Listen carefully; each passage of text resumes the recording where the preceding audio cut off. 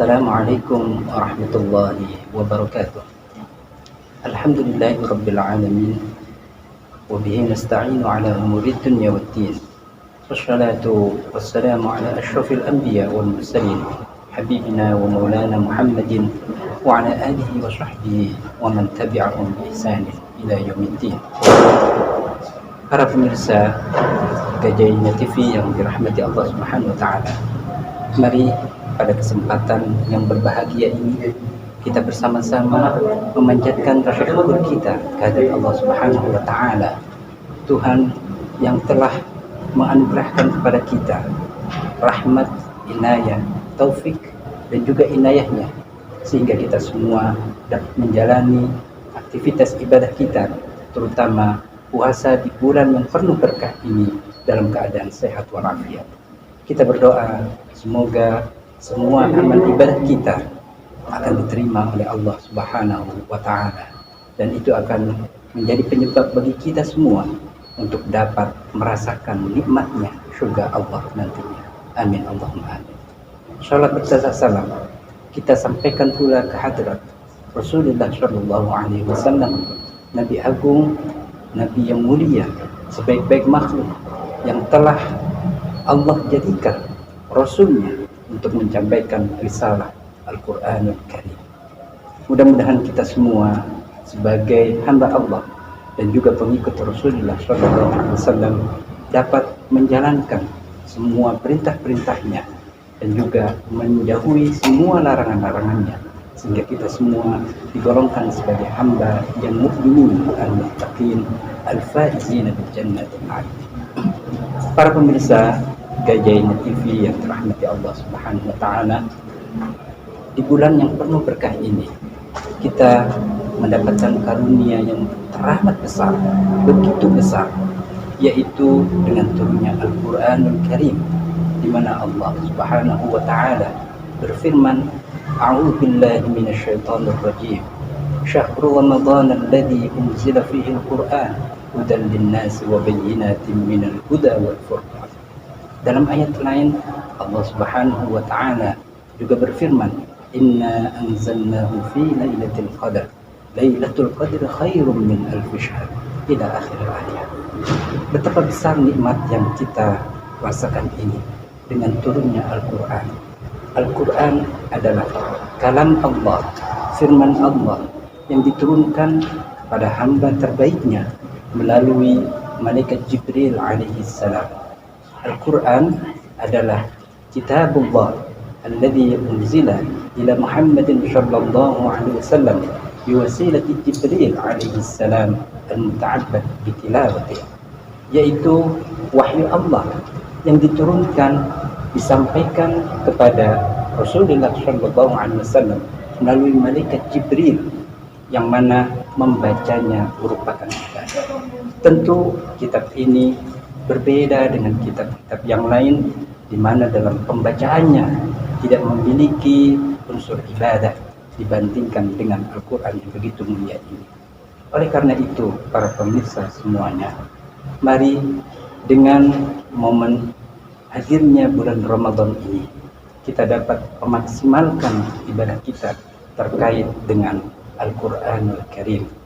Al-Quran adalah wahyu Allah yang diturunkan kepada Nabi Muhammad secara berangsur-angsur menurut kebutuhan di masyarakat.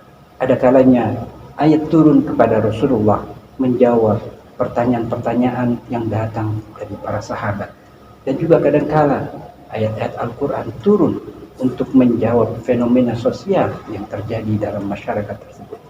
Al-Quran adalah sebuah solusi yang memberikan alternatif pembacaan terhadap masalah-masalah apapun yang terjadi di masyarakat, sehingga dengan demikian Al-Quran dapat diterima secara luas oleh para sahabat pada saat itu. Al-Quranul Karim yang turun melalui malaikat Jibril kepada Rasulullah SAW, kemudian beliau sampaikan kepada para sahabatnya agar dapat dibaca dan juga dihafal. Salah satu keistimewaan daripada Al-Quran ini adalah kemudahan untuk bisa dibaca dan dipahami. Dan terkait dengan generasi sahabat di mana Rasulullah SAW, mereka adalah sahabat pilihan. Mereka memiliki kemampuan menghafal yang luar biasa, sehingga hampir seluruh sahabat yang bertemu dan bertalaki ilmu dengan Rasulullah SAW, mereka mampu membaca dan menghafal Al-Quran tersebut. Bahkan tidak saja itu, para sahabat selain menghafal dan membacanya, juga mampu memahaminya dengan benar, dan sehingga dari pemahaman yang benar itu mereka pun dapat mengaplikasikan pemahaman mereka tentang Al-Quran ini dalam tindak laku mereka, dalam perkataan mereka sehari-hari. Itulah generasi terbaik di masa Rasulullah SAW. Bahkan generasi ini menjadi generasi terbaik sepanjang masa. Hal tersebut sesuai dengan hadis Rasulullah SAW, khairul quruni qarni, thumma alladhi yalunahu, thumma alladhina yalunahu. Sebaik-baik generasi abad dunia ini adalah generasi di abadku, lalu kemudian generasi setelahnya, dan kemudian generasi seterusnya. Nah, Al-Quranul Karim juga merupakan wahyu Allah yang bersifat abadi, yang akan selalu ada selama dunia ini ada. Maka Allah Subhanahu wa Ta'ala sebagai Tuhan yang menurunkan Al-Quran, tidak hanya sekedar menurunkannya, namun juga Allah berjanji akan melestarikannya hingga kiamat akan datang.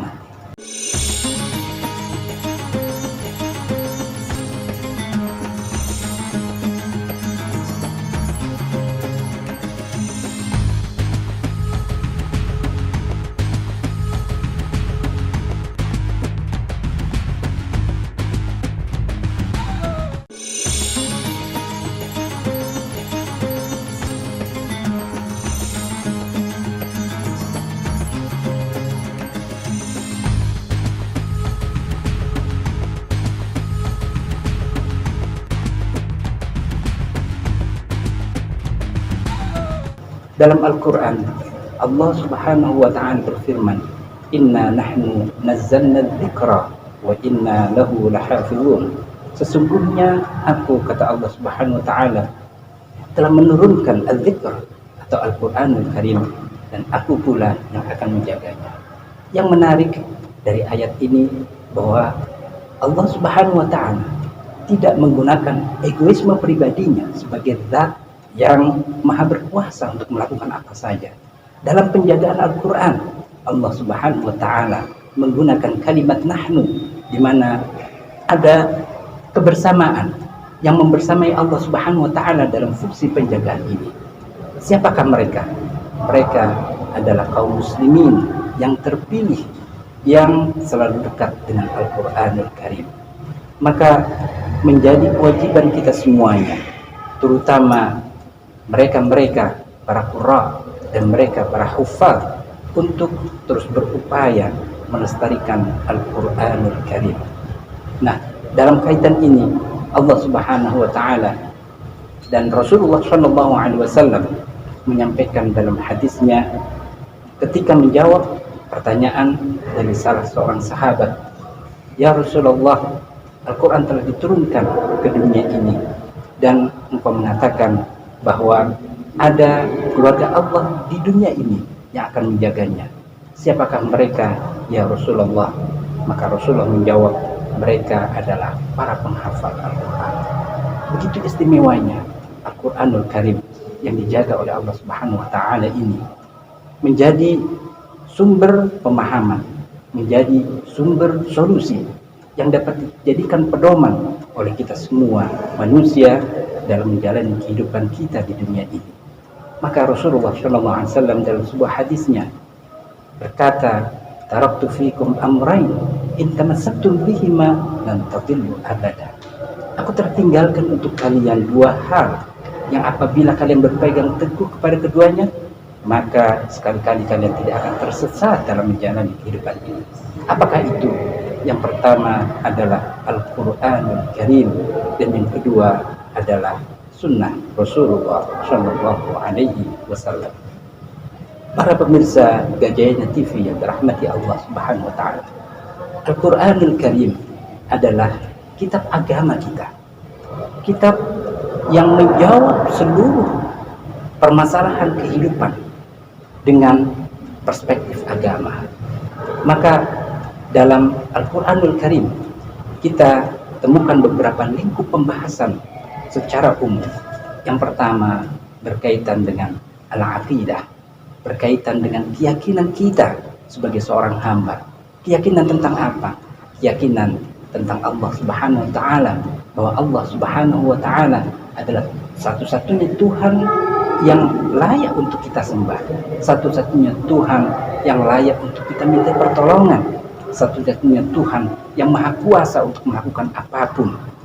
Maka keimanan terhadap Allah Subhanahu Wa Taala menjadi sebuah dasar yang fondamen untuk memperkuat keimanan-keimanan di bidang lainnya.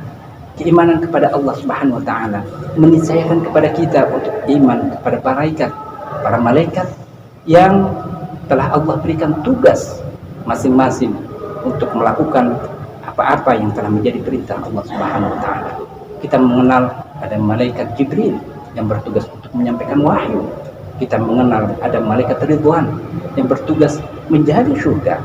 Ada juga malaikat Malik yang menjaga neraka, dan juga ada malaikat Raqib Atid yang bertugas untuk mencatat amal-amal kebaikan kita dan juga amal-amal keburukan kita. Dengan iman terhadap malaikat ini, maka menjadi konsekuensi kita untuk selalu mawas diri dan berhati-hati dalam melakukan atau menjalani kehidupan ini, sehingga kita selalu konsisten untuk dapat berada di jalan kebenaran, di jalan yang diridhai Allah Subhanahu Wa Taala. Kita juga selalu waspada untuk tidak terjerumus dalam kehidupan maksiat. Na'udzubillah min dzalik. Keimanan kepada malaikat juga berkonsekuensi untuk agar kita mengimani tentang kitab-kitab yang telah diturunkan Allah Subhanahu Wa Taala kepada beberapa nabinya, terutama Al-Quranul Karim yang diturunkan kepada Nabiullah yang mulia Muhammad Rasulullah Shallallahu Alaihi Wasallam. Dan keimanan kepada kitab ini juga berkonsekuensi agar kita mengimani Rasulullah Shallallahu Alaihi Wasallam sebagai Rasul yang turun kepadanya Al-Quranul Karim. Dan ini juga menjadi sebuah kewajiban bagi kita agar dalam memahami Al-Quranul Karim kita selalu memahaminya dari perspektif pemahaman Rasulullah SAW. Maka memahami Al-Quran harus dengan menggunakan petunjuk ilahiyah, yaitu melalui hadis-hadis Rasulullah SAW. Inna nahnu nazzalna dzikra wa inna lahu lahafizun.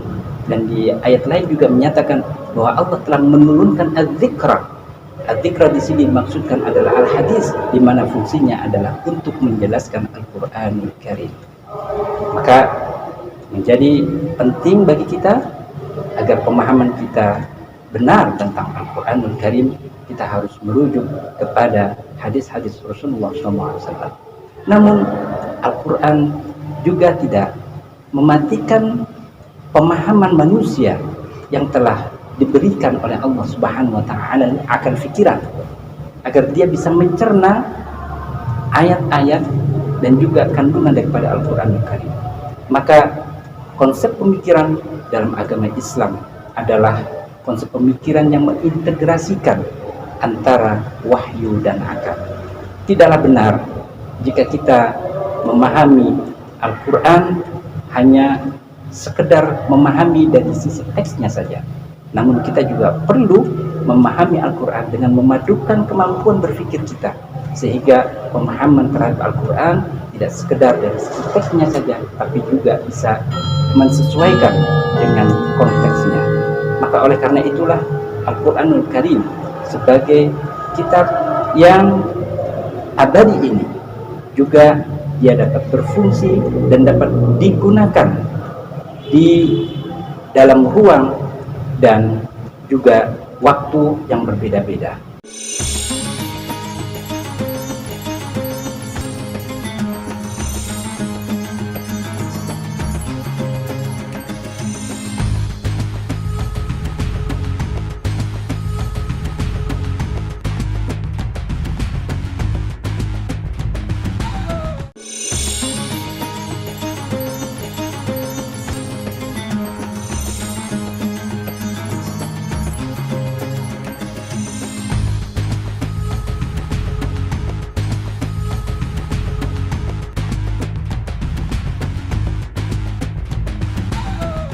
Apa yang terjadi pada zaman Rasulullah SAW sesungguhnya juga terjadi pada saat ini. Hanya yang berbeda adalah casingnya saja. Karena kebaikan tetaplah sebuah kebaikan dan keburukan tetaplah sebuah keburukan. Hanya modelnya yang berbeda-beda saja. Oleh karena itu, mari pada kesempatan Ramadan yang mulia ini menggugah semangat kita untuk membersamai Al-Quran. Mari kita tingkatkan interaksi kita dengan Al-Quran. Dengan cara apa? Yang pertama, dengan cara membacanya. Perbanyak bacaan kita dengan Al-Quran. Jangan karena kita belum mampu membacanya dengan baik, maka hal itu menyebabkan kita untuk tidak membaca Al-Quran. Rasulullah SAW bersabda, al-mahiru bil Quran ma'as safaratil kiramil bararah walladhi yatata'ta' falahu ajran. Bahwa orang yang mahir membaca Al-Quran, mereka akan membersamai para malaikat yang mulia. Sementara mereka yang membaca Al-Quran secara terbata-bata, maka sesungguhnya bagi mereka dua pahala sekaligus. Yang pertama adalah pahala membaca itu sendiri, dan yang kedua adalah pahala terbata-batanya sebagai upaya sepenuh hati untuk bisa membersamai Al-Quran melalui bacaan tersebut. Maka tidak ada sebetulnya alasan bagi siapapun dari kaum muslimin ini untuk tidak membaca Al-Quran. Bagi yang belum mampu, maka menjadi kewajibannya untuk belajar kepada mereka-mereka yang telah mampu membaca Al-Quran ini dengan baik. Berinteraksi dengan Al-Quran juga kita bisa lakukan dengan cara menghafalnya. Karena sebagaimana hadis Rasulullah SAW, bahwa seorang muslim yang tidak ada dalam dirinya Al-Quranul Karim, maka dia diumpamakan seperti rumah yang kosong, rumah yang menyeramkan, tidak ada tanda-tanda kehidupan di sana. Maka ayat-ayat Al-Quran yang bersemayam dalam hati kita itu akan menjadi cahaya dalam kehidupan kita. Maka perbanyaklah hafalan kita tentang ayat-ayat Al-Quran ini. Bisa kita mulai dari ayat-ayat yang pendek, juz 30, juz 29, juz 28. Dan kalau kita sudah mampu, maka kita bisa memulai dari ayat-ayat yang panjang, dari surah Al-Baqarah, Ali Imran, dan seterusnya. Maka menjadi satu keistimewaan jika kita sebagai umat muslim akhirnya dapat menghafal Al-Quran 30 juz. Dan merekalah yang dimaksudkan oleh Allah Subhanahu wa Ta'ala sebagai keluarganya di muka bumi ini, yaitu para penghafal Al-Quran. Hamilul Quran, hamilul rayatil Islam. Para penghafal Al-Quran adalah mereka yang akan dengan sigap dan komitmen untuk mengangkat bendera Islam ini. Maka berbahagialah kita semua yang mampu menghafalkan Al-Quran. Berinteraksi dengan Al-Quran selain dari sisi bacaan, kemudian dari sisi hafalan, maka berinteraksi dengan Al-Quran juga mengharuskan kita untuk bisa memahaminya, memahami hal-hal yang berkaitan dengan sejarah turunnya Al-Quran, memahami tentang esensi daripada kandungan Al-Quran. Ini menjadi penting. Namun perlu kita ingat bahwa untuk memahami Al-Quran tidak sebagaimana kita memahami buku-buku yang lain, yang hanya sekedar dibaca kemudian kita respon dengan akal pikiran kita. Namun Al-Quranul Karim mengajak kepada kita untuk membaca dengan sepenuh hati, dengan sepenuh penghayatan, dan pemahaman itu harus sesuai dengan ketentuan Allah dan Rasulullah SAW. Maka penting bagi kita untuk melengkapi pemahaman kita tentang Al-Quran ini dengan ilmu-ilmu yang berkaitan dengannya. Maka dalam ilmu Al-Quran ada yang disebutkan ulumul Quran, yaitu ilmu-ilmu yang berkaitan dengan Al-Quran, yang berkaitan dengan masalah syariah. Maka kita juga perlu memahami tentang aqwalul fuqaha, bagaimana beliau-beliau yang punya kapabilitas di bidang fikih ini memahami tentang dalil-dalil Al-Quran dan produk-produk fikih yang telah dihasilkan. Begitu juga dengan al-akhlak. Maka Al-Quran Al-Karim menjadi sumber utama akhlak bagi kaum muslimin. Dalam sebuah hadis Rasulullah SAW menyampaikan innama bu'ithu liutammima makarimal akhlak. Sesungguhnya aku diutus untuk menyempurnakan akhlak manusia. Dan ketika Sayyidah Aisyah ditanya tentang akhlak Rasulullah, maka beliau menjawab, khuluquhul Quran. Akhlak Nabi adalah Al-Quranul Karim. Nabi adalah Al-Quran yang berjalan. Nabi adalah Al-Quran yang dapat menjawab semua problem yang dihadapi oleh manusia.